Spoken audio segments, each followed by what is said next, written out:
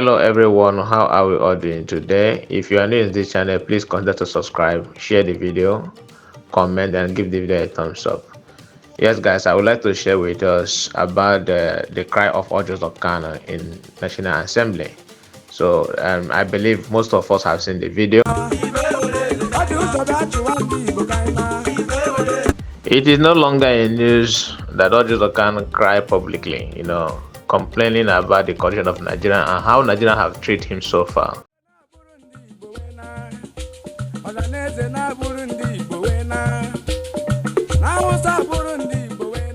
So this is the first time a billionaire is crying out like a baby, because it is well known that the poor masses are the one complaining about the condition of Nigeria and the economy and everything, going against the poor masses.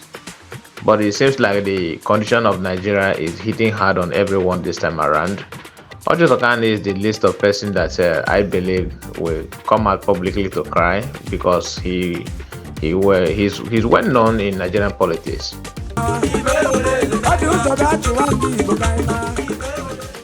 Orji Uzor Kanu is one of the politicians that emerged in Nigerian politics after military regime. He took over Abia State as a governor in 1999. He ruled there for 8 good years.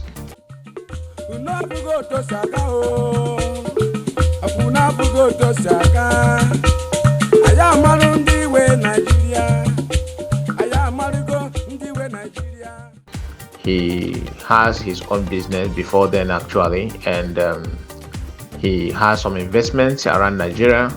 But he is one of the people that I believe that Nigeria will work. He's a one Nigerianist. He's against anyone that talked about the division or separation of Nigeria. I mean the Biafra aspect of it.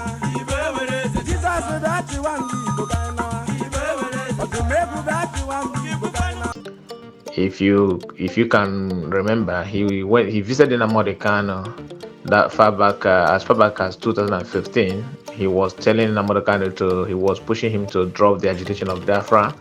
He believed that Nigeria will work and all that. But recently, the thing that happened to other people is getting to him. They started, prompting him of corruption and this and that, which of course he's guilty of it. He cannot deny that he's not, taking government money to his purse. As a governor, of course, that is a common thing in Nigeria. None of them can say that he's not guilty. They are all corrupt.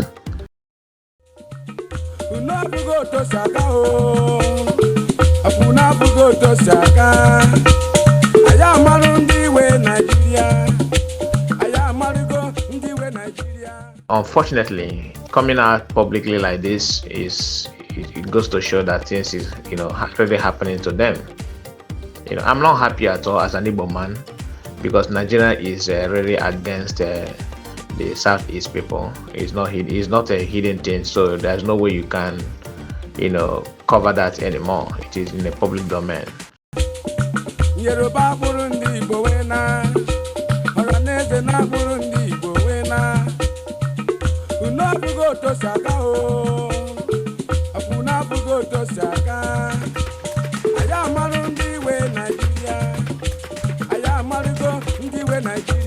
Yes, you may disagree. If you're not an Igbo, you may disagree that Igbo people are being the one on the receiving side. But truth be told, it is true. It is true, and it's unfortunate that all the Igbo politicians, well-known Igbo politicians, people that we have respect for, they are being rubbished in public. They are being rubbished in public.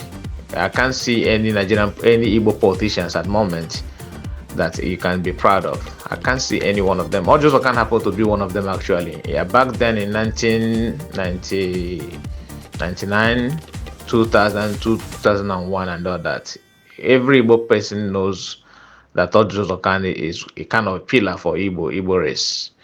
But today, the reverse is the case.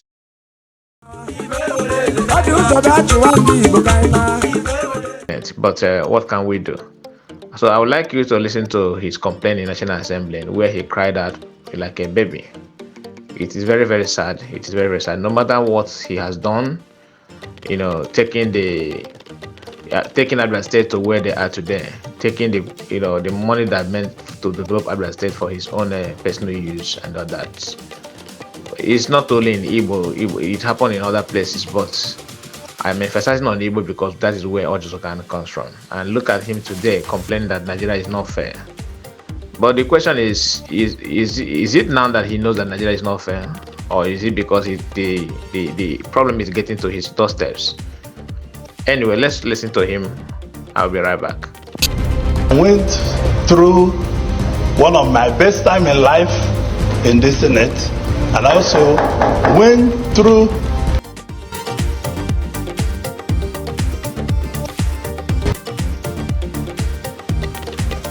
one of my difficult periods.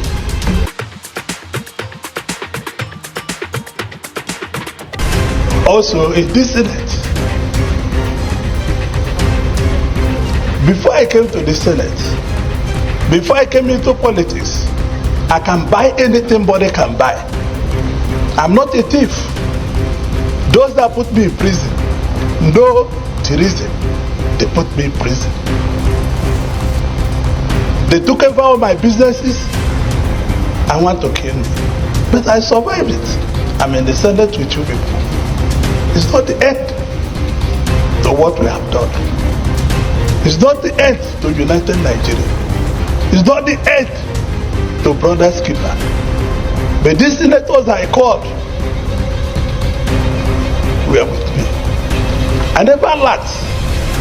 When the PDP that I was governor for 2 terms was being formed, I brought every money they used in forming that party. Every penny in 1997 and 98. And I later became a thief. And people I gave transport money from my house in VI became angels. This is what Nigeria represents. I want to thank my colleagues for giving me these 4 years of uninterrupted support. Because this country is not fair to so many of us. I built this country, I employed 13,800 workers. People employing nobody, and nobody asked them their source of wealth. I have 3 factories in Lagos, Nigeria. I have 2 factories in Ota, build manufacturing. I have 3 factories in Aba, manufacturing. And I'm a thief. And people that cannot explain where their source of wealth come from, they are not thieves. I leave everything in the hands of God. May God be the judge. Thank you very much, Chief Whip.